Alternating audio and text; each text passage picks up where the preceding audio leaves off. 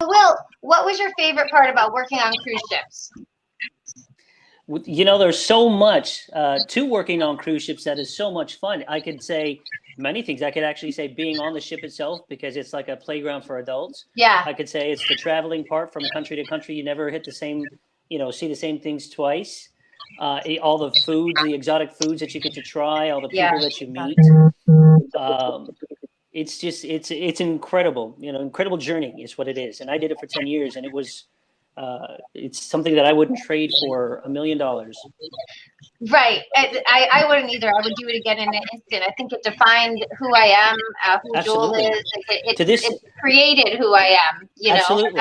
And I think Lisa and I talked about this a while ago, but to this day, I still have dreams that I'm on ships. Yeah, that's what Kimberly was saying. She was saying she still has dreams. Lisa, tell me about what was your favorite part about ship life?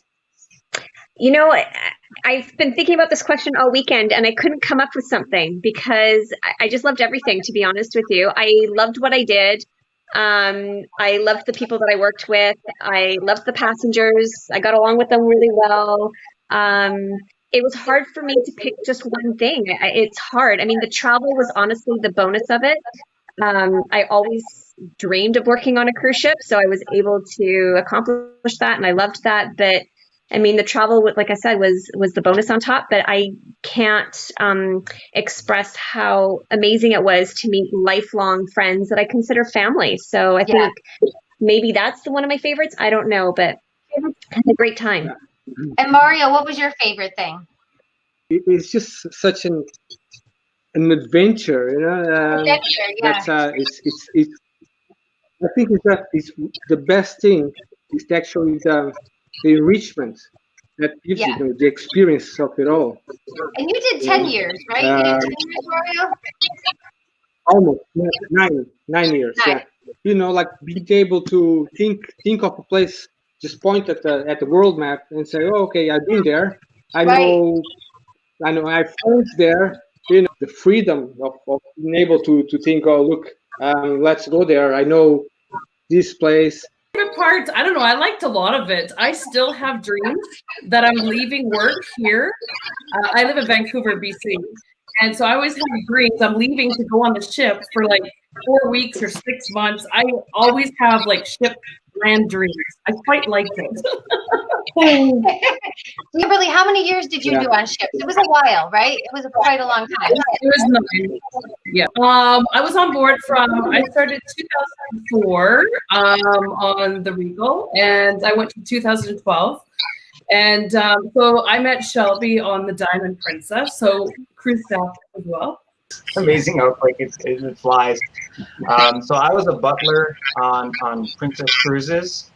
I started as a cocktail waiter on Carnival Cruise in '96, and then in '98 I was the butler. And I miss those days. I feel like yesterday, but. So I worked in the crew staff department with Princess, of course, and I just started shortly after 9/11, and I had my last contract in 2004, and I had a great time. I loved it. Butler, I was a crew member, and as a junior waiter, Mario, you were a crew member as well, right? But Lisa, you were a staff, or you were an officer status? We had officer status, so I think we had officers. We got to eat in the officers' mess. Yes. I guess one of the questions we had was like, what tips would you give anyone wanting to work on board? If you always hear people go, "I was going to do that. I was going to do that."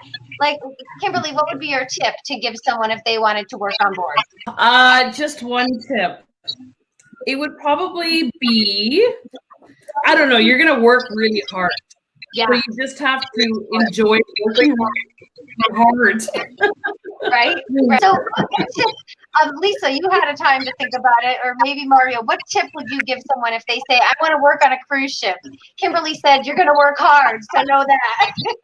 Definitely they're working hard, but I think, and especially now that we're going through this pandemic, I think this is a really good example for people, is are you really able to leave home? Because there are so many people that are homesick and they don't quite understand. I think they see the glitz of it, of getting to travel and whatnot. And like Kimberly said, you're going to be working hard, but I think people need to understand that, hey, you're really working 7 days a week and you don't have that constant contact with family. I mean, technology's changed a lot in the last 15 years. So now I really sound old hearing that, but it really has.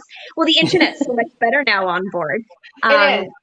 But We didn't have really, it I mean, then. it's just, Right, we got it, but it was We're bad. trying to figure out payphones in different countries. Exactly. You had to stand in line behind 20 We had people. calling cards. Remember Yeah. calling Yeah. cards? I In the remember calling those. stations? Yeah. Yes.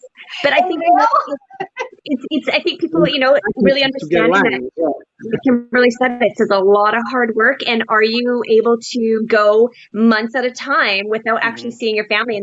And it's interesting to see land people, and I still call them land people, how they're crying over not being able to go and and visit somebody down the street or, a few miles away. And I'm just kind of like, Try doing that for Yeah. 6 to 8 months at a time. Right. we have FaceTime. Right? Yeah, I know. We used to go when Joel and I were on board, it was like 99 to like 2008 for me, and there was just no FaceTime, and like satellite calls were super expensive. You'd have to get off and stand in line at the calling station to phone friends and family, and I'm like, do I really want to spend my time calling someone, or do I want to go out to the beach or hang out with the crew? Exactly. Like, I don't know. I have to tell you guys, when I was on my very first contract, San Juan was our home port, and nobody told me, but when I would call home once a week on that Saturday, I would walk in that, that port where it's like not even in Old San Juan, it's like outside. I would walk to the closest McDonald's and use the phone there. And it was great because I thought, oh my God, nobody's ever on this phone and I can be on it for as long as I wanted. Not realizing that that was a prison that was right there. Oh my. That's a good story. I didn't put two and two together with all the noise and the commotion that was going on. And I mean, they were having a great time that there was a female there on the phone for a couple of hours. Hilarious. That's a good one. So Mario, let me ask you something, and we'll get Kimberly back on. I'll try to take myself off and put Kim on. What would you say to yourself on your first day? Like, what would be the thing that you said to yourself, like, okay, this would help me? What would be that first, or do you have something that you think it would have helped? Cool. I remember every time I joined a ship, every time I like on my way to the ship, like literally driving from my hotel to the ship to join, I would say, oh my God, what have I done? Yeah. I did it again. What did I do? No, it'd be the first night outdoors when you're greeting people to go to the show. That's when I would have my biggest regret. What was I thinking? Yeah. What I would say to myself is just take it easy. This looks harder and scarier than it actually is, and you're going to be just fine. So I think that's what I would say to myself on my first day. I think that was a really good point. Like, it was so overwhelming. I remember things like you didn't get a list, like a bullet point list of what to do. It was kind of like, get your crew staff outfit on and here you go, girl, you need to be here. And you weren't really given a template, like, whereas a regular job, usually they're like, here's your bullet list of things that you need to do for this job, and here's your handbook and a script for that. And on cruise ships, they'd be like, go get your uniform. Where? Like, where do I get my uniform? At the storage locker. Where the hell's the storage locker? Way down on deck Z. There's stores. As And I'm Billy like, Vader I would say. stores, like the shops. Like, where do I go? Like, I don't even know where to go, and I don't want to say that I don't know where to go. But there was so much you had to figure out on the fly. So Mario, I think that was a perfect thing, because it's just like, take it easy, you'll figure it out. Does anyone else have something that you would want to say to yourself, like on that first day, just to sort of help if you could go back in time? Me, I remember the first day I joined back in 1996 was the Crown Princess, and my roommate at the time, the guy who was my roommate, he and I were in the van headed toward the ship, and we were like, okay, well, where is this ship? Where is the ship? We saw a building and a building and a building, and the driver said, "That's your ship," and it was the biggest building, and we were shocked. We were like, "Are you kidding? That thing floats?" We didn't realize it was going to be that big. But if I had any advice for young Will back then, I would say get ready for adventure, because that's exactly what it was. 10 years of adventure.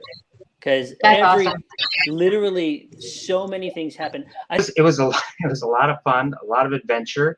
I think I tell myself to save some of the money. I just went through it all, and and now I look back and I think, wow, I could have really bought a house or something. Yeah, so I think Joel is Saltino, sock some of that money away somewhere, and be grand later. But yeah. So I guess I just would love to know the thing that you miss the most about ships, like the thing that you wish could be a part of your life on land. Like for me, I miss the crew camaraderie and that camaraderie and that trust, and knowing that there were people like you on board, because the kind of person that can handle this kind of environment is to me one of the strongest people, in society. Someone that can put that face on, do their job, and still, has a kind of like a moral code. Like everyone had like a moral code or an ethic. I just felt like I could very quickly connect with a lot of the crew members and feel like they understood the kind of person, we understood each other. There was like camaraderie and understanding that when you go into life and land, I feel like there's just so many different levels of people, and I'm not quite sure where everyone stands. Whereas when I was on crew, I really felt like I understood that there was a good code, moral code ethic, and we could figure it out. That was my thing that I missed. Yeah, I'm going to actually agree. And I think I said this earlier. I still consider myself as a sea person versus land people. It's just that difference. But if there's anything that I really, really miss, is our dinners. I think yes,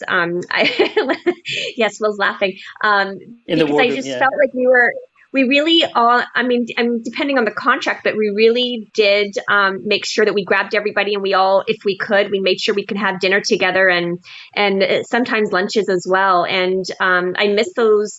I miss sitting at the officers' mess. I miss having those dinners and having everybody else wanting to join our table, because we were always the loudest and we were just having the most fun. And I miss that. I miss my ship family for sure.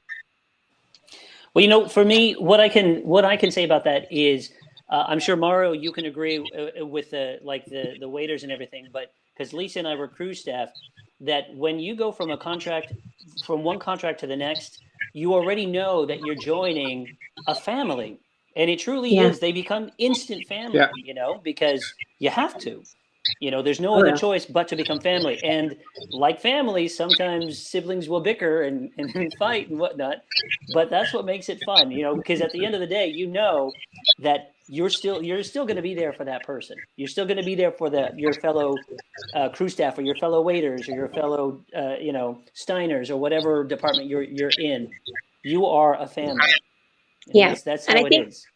And I think, Will, one thing that I've said to a few people now working on land is I've always said everybody should work on a cruise ship, because people really need to learn, just because you don't get along with someone, it doesn't mean that you can't work with them. And that's one thing that as working on a cruise ship, you don't have a choice whether you like that person or not. And if you're roommates with that person, you have to suck it up and deal with it, because you're going to have to work with them, and you're going to have to make it seem like you guys are having a great time. What you do behind closed doors, that's up to you, but you have to be able to live with each other and work with each other. And we've been able to do that. And it's interesting how on land, it's very dramatic.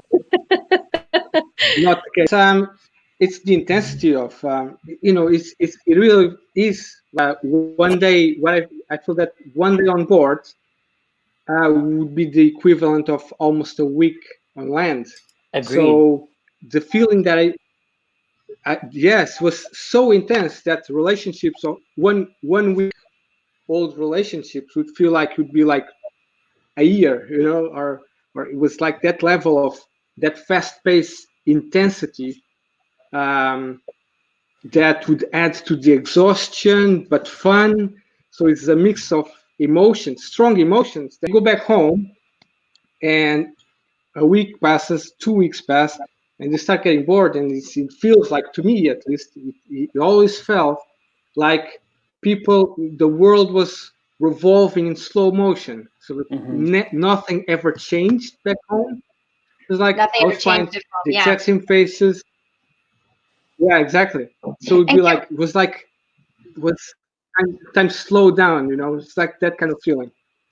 Yes, Yeah. I do agree with that. And I'm going to bring you back on, Lisa, just to say goodbye at the end. But Kimberly, did you have anything that you thought of that, something that you kind of missed about ships that you wish was on land or anything like that? There's a lot that I wish was on land that is on ships, but I just really enjoyed the chaos of everything. I enjoyed the meeting people weekly. Working with people from all across the world, which is amazing. It became normal to work with people from all across the world. And, there'd be like, you'd make comments like, oh, we've got like 40, like crew night, or what was it called? The crew talent show. So it was fun to be able to see like 45, 50 countries represented, all on one little boat, although they're massive. And so I miss that layer of just meeting people from around the world, people. It's something that I think everybody should do, go on ships or travel, and it's very educational, and putting yourself into other people's shoes is very powerful. And for about a year and a half, I felt it was really hard to come back to land. I still refer to it like you as land, and it's more foreign land. The water is where you can find your energy, your peace, your craziness. I just really also enjoyed giving people that experience on the ships to take away from their whatever is happening on land, whether it's work, family, there's a lot of shit that goes on this land. It's nice being out in that bubble, entertaining people and just kind of distracting them for 6-7+ days, right? So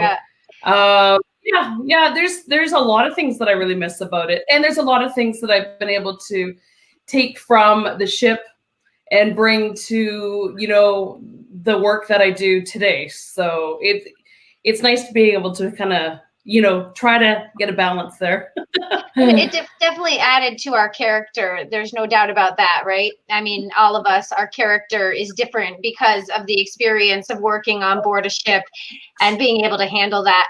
But just reminiscing with you guys just makes me miss it even more. I take my kids on a couple of cruises now, and I just feel like I'm at home. I can't explain that feeling. It's like the moment you see that ship, and my heart just feels like it's going to jump right out, and I'm excited to be home. It's I'll always consider sea to be on the water home. So I love it.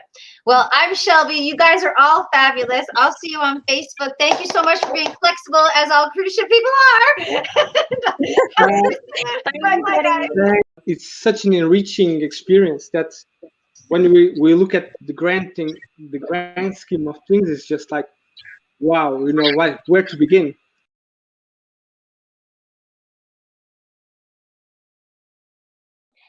And don't forget, I want to connect on social with you. Facebook, Shelby Frenette, ShelbyLive.com. And we have Instagram, Solo Travel Expert. And of course, Solo Travel TV, YouTube. And LinkedIn, Shelby Frenette. I'm Shelby. You're fabulous. I'll see you on social.